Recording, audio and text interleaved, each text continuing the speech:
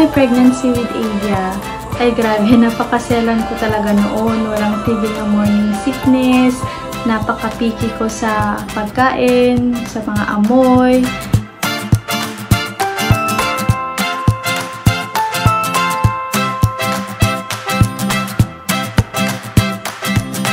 On August 26, 2021, ng 2:32 AM, in emergency CS ako ng OB ko kasi yun yung best para makalabas ng safe si Avia.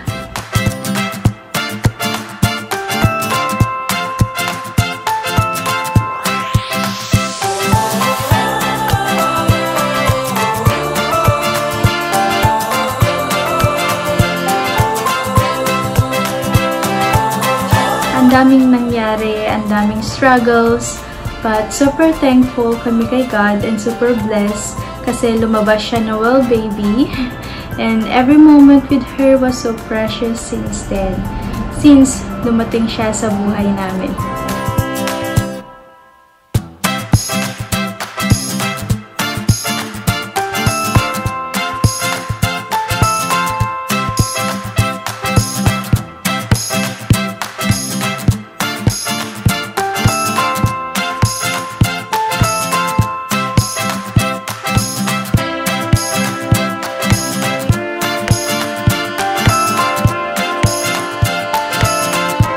Na-amaze kami sa mga milestone niya. Iyakin yan, pero napaka-sweet at napakatalino ng baby. Actually, daddy's girl siya. Pero that's okay, kasi I know naman na love niya kami pareho ng daddy niya. We had a lot of amazing moments together, lalo na pag learning time. Tinuturuan ko siya sa alphabet, color, shapes, puzzles, at na-amaze talaga kami kasi super fast learner siya. Nakaka-proud, sobrang sweet. Minsan, bigla na lang niya ako i-hug, i-kiss.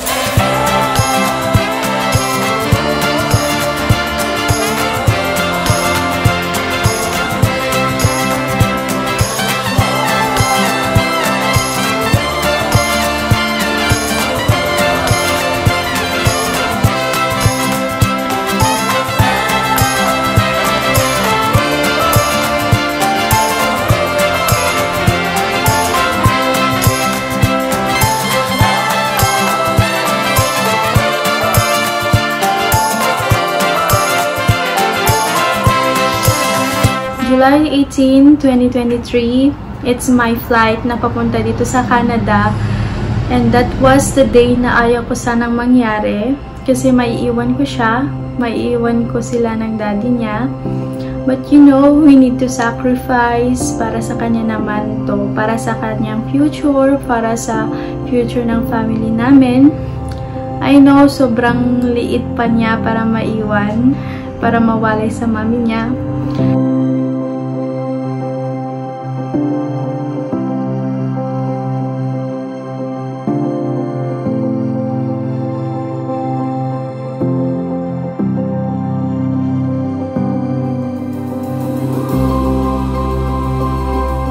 Every time na nag-video call kami, pag naririnig niya yung boses ko, lagi niyang sinasabi, hi mami, miss you mami, I love you mami.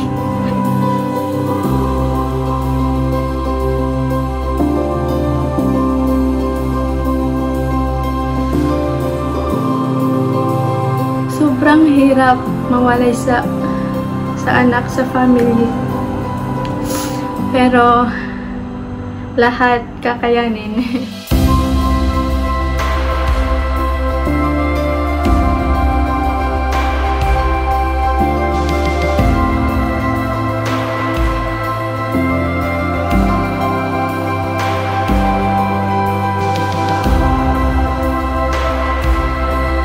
Yung gustong-gusto mo silang i-kiss at i-hug ng super tight, pero di mo magawa kasi 10,000 miles away sila sa'yo.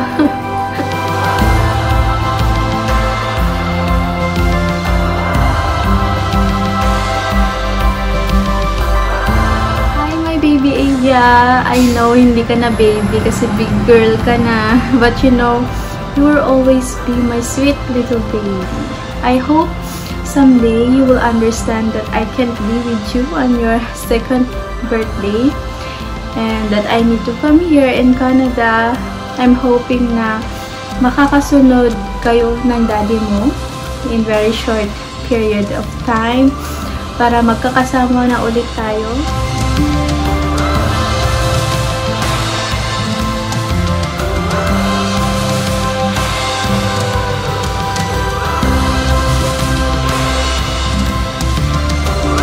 I wish you all the best in life. Stay sweet, stay smart, stay adorable. Always remember that your daddy and I loves you so much. We are so thankful na dumating ka sa buhay namin. I hope to see you soon again. I love you so much. Happy birthday.